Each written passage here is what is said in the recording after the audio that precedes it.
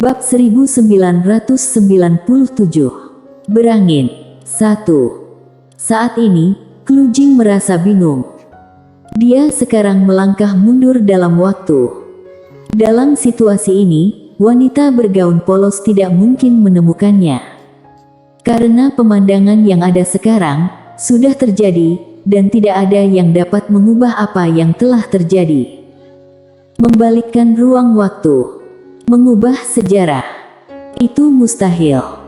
Namun, wanita di hadapannya berhasil menemukannya. Apa yang sebenarnya terjadi? Saat ini, pikiran Klujing kosong. Pada saat ini, tetua berambut putih di depan wanita bergaun polos tiba-tiba bertanya, "Apa yang sedang kamu lihat?" Wanita bergaun polos menarik pandangannya dan berkata dengan lembut, "Melihat mayat." Ketika dia mengucapkan kata-kata tersebut, dia merentangkan tangannya dan sebuah bidak catur putih terlempar dari tangannya. Klujing tiba-tiba menyusut. Pada saat itu, dia mencium aroma kematian. Tidak terkalahkan. Hanya satu ide yang ada di benaknya. Tiba-tiba, pada saat yang kritis, Klujing menjadi cerdas dan berteriak, "Aku adalah teman Mileye." Bidak catur itu berhenti di antara alis Klujing. Klujing menarik napas lega. Taruhan tersebut tepat. Wanita di depannya sangat memperhatikan Mileye. Wanita bergaun polos menatap Klujing, "Apakah kamu teman kakakku?" Klujing mengangguk dengan cepat, "Ya." Wanita bergaun polos menggelengkan kepalanya, "Kamu berbohong." Klujing tidak menjelaskan dan dia sedikit membungkuk, "Terima kasih, senior, atas pengampunannya." Wanita bergaun polos bertanya, "Apakah kamu tahu mengapa aku tidak membunuhmu?" Klujing melirik wanita bergaun polos, "Karena Tuan Muda Ye." Wanita bergaun polos menggelengkan kepalanya, "Karena kamu lemah, kamu hanya bisa digunakan sebagai latihan." Klujing. Di hadapan wanita bergaun polos, tetua berambut putih berkata dengan suara serius, "Apa yang sedang kamu lihat?" Wanita bergaun polos melirik tetua berambut putih, "Kamu tidak bisa melihatnya, itu karena kamu lemah. Oleh karena itu, jangan banyak bertanya padaku karena aku tidak berkewajiban untuk menjelaskan semuanya kepadamu. Apakah kamu mengerti?" Tetua berambut putih terkejut dan menatap wanita bergaun polos dengan setengah tersenyum. "Ini adalah pertama kalinya dalam ribuan tahun seseorang menyebutku lemah." Tiba-tiba, cahaya pedang muncul di ujung jari wanita bergaun polos dan dalam sekejap mata, ledakan terdengar saat pedang diselipkan di antara alis tetua berambut putih tanpa peringatan. Dalam sekejap, cahaya pedang yang memancar secara tiba-tiba mengunci tetua itu. Tetua berambut putih kebingungan. Klujing berdiri di sampingnya juga terkejut. Tetua berambut putih ini adalah seorang master yang telah mencapai puncak alam jiwa spiritual, bahkan hampir mencapai batasnya. Namun, dia tidak mampu melawan wanita bergaun polos ini. Seberapa kuat sebenarnya wanita ini? Saat ini, Klujing dan tetua berambut putih merasa ketakutan. Tetua berambut putih tiba-tiba gemetar, "Apa yang dikatakan oleh senior itu benar, aku memang lemah. Aku sangat lemah." Wanita bergaun polos melambaikan tangannya dengan ringan, dan cahaya pedang di antara alis tetua berambut putih menghilang. Tubuhnya kembali ke bentuk semula. Pada saat ini, keringat dingin sudah mengalir di dahinya. Dia memandang wanita bergaun polos, matanya penuh dengan rasa iri dan kagum. Wanita bergaun polos mengambil satu bidak catur dan meletakkannya, lalu berkata, "Apakah kamu tahu mengapa aku tidak membunuhmu?" Tetua berambut putih dengan cepat menjawab, "Karena aku lemah." Wanita bergaun polos memandang tetua berambut putih, "Apakah kamu merasa tidak puas?" Tetua berambut putih buru-buru menggelengkan kepalanya, "Tidak, tidak." Wanita bergaun polos tiba-tiba menoleh untuk melihat Klu Jing. Apakah kamu masih memerlukan hal lain? Klu Jing bertanya dengan suara yang dalam, bagaimana kamu bisa melihatku? Wanita bergaun polos menarik pandangannya, jangan terus membahas masalah sepele seperti itu. Klu Jing, tetua berambut putih di depannya, tidak sengaja menatap wanita bergaun polos tadi, tetapi tidak ada apa-apa di sana. Tetua berambut putih tidak bisa menahan ekspresi kesalnya. Apa yang ada di sana? Seolah memikirkan sesuatu, pupil tetua berambut putih tiba-tiba menyusut, seseorang sedang menjelajahi waktu. Wanita bergaun polos melirik tetua berambut putih, berapa tahun kamu berlatih? Tetua berambut putih ragu-ragu sejenak, lalu berkata, sekitar jutaan tahun. Wanita bergaun polos menggelengkan kepalanya, ini sangat buruk, bahkan lebih buruk dari kakakku. Tetua berambut putih. Selain itu, Klu Jing tiba-tiba berkata, dia tampaknya tidak terlalu kuat. Sial. Begitu suara Klu Jing jatuh, cahaya pedang tiba-tiba muncul di antara alisnya. Boom. Dalam sekejap, tubuh fisik Klu Jing langsung hancur, dan hanya jiwa yang tersisa, yang terkunci rapat oleh sinar cahaya pedang. Klu Jing tercengang. Apa yang terjadi? Mengapa wanita ini tiba-tiba melakukan hal ini? Wanita bergaun polos melirik Klu Jing, apakah kamu meragukan kakakku? Ekspresi wajah Klu Jing menjadi muram. Astaga. Karena aku mengatakan bahwa orang itu tidak terlalu kuat, wanita ini hampir membunuhku. Apakah ini masuk akal? Tetua berambut putih di sampingnya berkeringat deras. Saat ini, tangannya gemetar. Seseorang menjelajahi ruang waktu. Memutar balik waktu itu tidak terlalu menakutkan, karena dia juga bisa melakukannya. Yang menakutkan adalah wanita di depannya dapat melihat orang yang menjelajahi waktu. Sialan ini tidak masuk akal. Ini telah melampaui batas logikanya. Apakah ini sesuatu yang dapat dilakukan manusia? Dia merasa sedikit konyol. Hal semacam ini tidak mungkin terjadi. Namun, kini dia merasakan ada yang tidak beres di ruang waktu ini, dan seseorang memang telah kembali ke masa lalu. Tetua berambut putih sedikit bingung saat itu, siapa yang dia temui. Selain itu, tiba-tiba Klu Jing berkata, "Senior, aku mengenalnya dengan baik, dan aku tidak punya niat buruk padanya." Wanita bergaun polos melirik Klu Jing, jika tidak ada niat buruk, mengapa kamu mencariku? Klu Jing terdiam.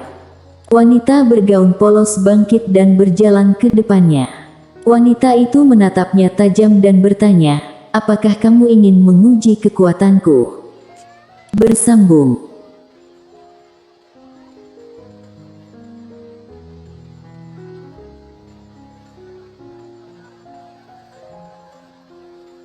Bab 1998. Berangin. 2. Klu Jing mengangguk tanpa sadar. Setelah menganggukkan kepalanya, dia sedikit kebingungan. Apa yang terjadi padaku? Wanita bergaun polos menatap Klu Jing, apakah kamu sudah melihatnya? Klu Jing menjawab dengan suara yang dalam, kamu jauh lebih kuat dari yang aku perkirakan. Wanita bergaun polos menggelengkan kepalanya, dia berbalik dan duduk di depan tetua berambut putih. Setelah itu, tetua berambut putih itu langsung mengerutkan kening. Klu Jing tiba-tiba bertanya, kamu telah melampaui alam semesta ini, kan? Wanita bergaun polos tidak menjawab, hanya mengabaikannya. Klu Jing tidak senang dan bertanya lagi, bagaimana kamu melakukannya? Wanita bergaun polos menatap Klu Jing dengan tajam dan berkata, apakah kamu akan menjelaskan kepada semut bagaimana kamu berhasil terbang ke langit? Ekspresi wajah Klu Jing membeku. Tiba-tiba, tetua berambut putih tidak bisa menahan diri untuk bertanya, "Senior, bagaimana kamu bisa melihat orang yang sedang menjelajahi waktu?" Wanita bergaun polos membalas, "Mengapa aku harus memberimu jawaban?" Tetua berambut putih. Wanita bergaun polos menatap tetua berambut putih dengan tajam dan mengancam, "Jika kamu mengajukan pertanyaan rendahan seperti itu lagi, aku akan menghancurkan jiwa spiritualmu." Tetua berambut putih buru-buru menggelengkan kepalanya, "Tidak. Aku tidak akan bertanya lagi." Wanita bergaun polos menoleh ke arah Klu Jing dan berkata, "Dan kamu?" Klu Jing tersenyum kecut. Dia sangat ingin tahu bagaimana wanita bergaun polos itu bisa melihatnya, tapi dia takut untuk bertanya karena tahu bahwa wanita itu memiliki temperamen yang buruk. Jika dia terus bertanya, wanita bergaun polos akan benar-benar membunuhnya. Kekuatan wanita ini benar-benar menakutkan. Setelah sejenak hening, Klu Jing membuka telapak tangannya dengan harapan untuk kembali. Namun dia takut wanita bergaun polos itu akan mengetahuinya. Jika itu terjadi, dia tidak akan bisa kembali lagi. Dia memandang ke arah wanita bergaun polos yang tak jauh dari tempatnya berdiri, matanya dipenuhi dengan rasa takut. "Kamu mampu mengendalikan ruang waktu masa depan, ini mustahil, benar-benar mustahil, saya tidak percaya." Pada saat itu, dia merasa sedikit bingung. Harus diakui bahwa dia sangat ketakutan saat ini. Pemandangan yang terlihat di depannya terasa tidak nyata, seperti dalam mimpi. Wanita bergaun polos tidak memberikan jawaban kepada Klu Jing. Klu Jing bertanya lagi dengan harapan, "Bagaimana caramu melakukannya?" Terlihat ada sedikit permohonan dalam suaranya. Jika wanita bergaun polos memberitahunya, dia bisa langsung melampaui tingkat jiwa spiritual, bahkan melampaui alam semesta yang ada. Namun premisnya jika wanita bergaun polos tersebut memberitahukannya, dan wanita bergaun polos tidak mengatakannya. Sebenarnya, hal itu tidak berarti baginya karena menurutnya itu adalah level yang sangat rendah. Alasan mengapa dia tidak mengatakannya sangat sederhana. Dua orang yang berada di depannya bukanlah saudara laki-lakinya, mengapa dia harus memberitahunya? Saat ini, wanita bergaun polos berkata, "Tinggalkan tempat ini." Ketika suara itu terdengar, dia melambaikan lengan bajunya dan ruang kosong di lapangan bergetar. Saat ini, Klu Jing mulai menjadi ilusi. Dia diusir dengan paksa. Segera, Klu Jing menghilang dari lapangan. Di depan wanita bergaun polos, tetua berambut putih ragu untuk berbicara. Tetapi akhirnya, dia memilih untuk diam saja. Terutama karena dia takut. Senior yang berada di hadapannya memiliki temperamen yang buruk. Dia khawatir bahwa jika dia bertanya, itu akan menjadi pertanyaan terakhir dalam hidupnya. Jadi, dia memutuskan untuk terus bermain catur saja. Klu Jing kembali ke dunia nyata, namun tubuhnya menghilang. Dia menatap ke arah lapangan dan melihat dirinya sendiri. Kini, hanya jiwanya yang tersisa. Seketika itu, dia menyadari bahwa semua itu benar-benar terjadi. Wanita bergaun polos mampu membunuhnya dengan melintasi ruang dan waktu. Bagaimana itu bisa terjadi? Klu Jing merasa sedikit kebingungan. Tiba-tiba, Jason Zuo muncul di hadapannya ketika dia menyadari bahwa hanya jiwanya yang tersisa. Dia terkejut. Mata Klu Jing terlihat bingung, seakan-akan dia tidak memperhatikan kedatangan Jason Zuo. Jason Zuo gemetar, "Guru suci, tubuh fisikmu." Klu Jing merenung sejenak, lalu memandang Jason Zuo, apakah ada yang salah?